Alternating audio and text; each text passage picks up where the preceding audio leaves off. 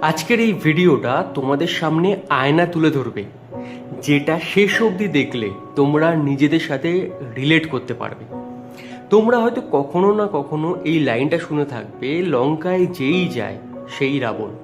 মানে কি, ক্ষমতায় যেই দলই জিতুক না কেন, যেই দলই থাকুক না কেন, যে কোনো নেতামন্ত্রী হোক না কেন, সে চুরি করবেই।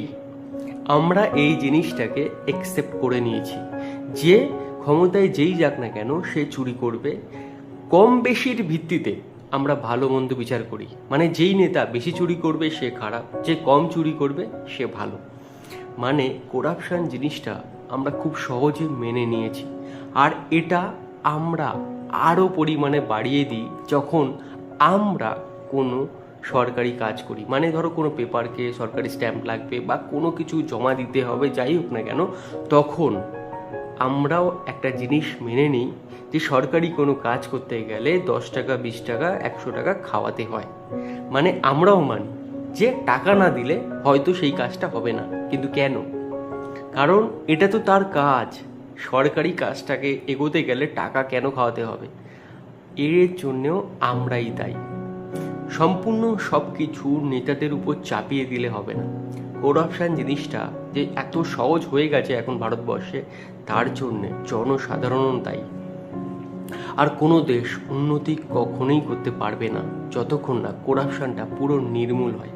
তুমি রাস্তাঘাট দেখো, তুমি যে কোনো কিছুতে আর যে কোনো জিনিসে তুমি যদি খেয়াল করবে, ভেজাল মিশে গেছে। খাওয়ার দাওয়ার, ওষুধ, রাস্তাঘাট, ব্রিজ, হোয়াট এভার এনিথিং, সমস্ত কিছুতে করাপশান যুক্ত হয়েছে। ইনফ্যাক্ট তুমি এখন সরকারি পরীক্ষাগুলো দেখো, এত পেপার যে লিক হয় কেন? করাপশানের জন্য, টাকার জন্য। আর এই জিনিসটা আমরা খুব সহজে মেনে নিই। করাপশান মুক্ত ভারতবর্ষ তৈরি করতে গেলে একটা লং টার্ম প্রজেক্ট। যতক্ষণ না গ্রাস রুট থেকে এটা ঠিক করা যাবে ততক্ষণ করাপশান মুক্ত করা সম্ভব নয়।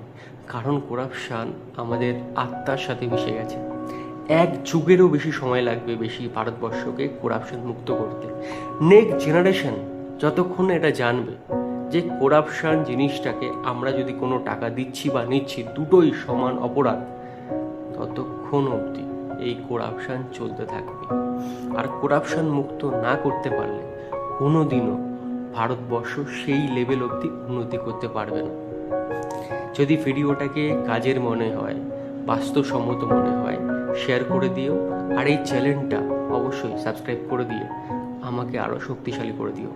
থ্যাংক ইউ, ভালো থেকো।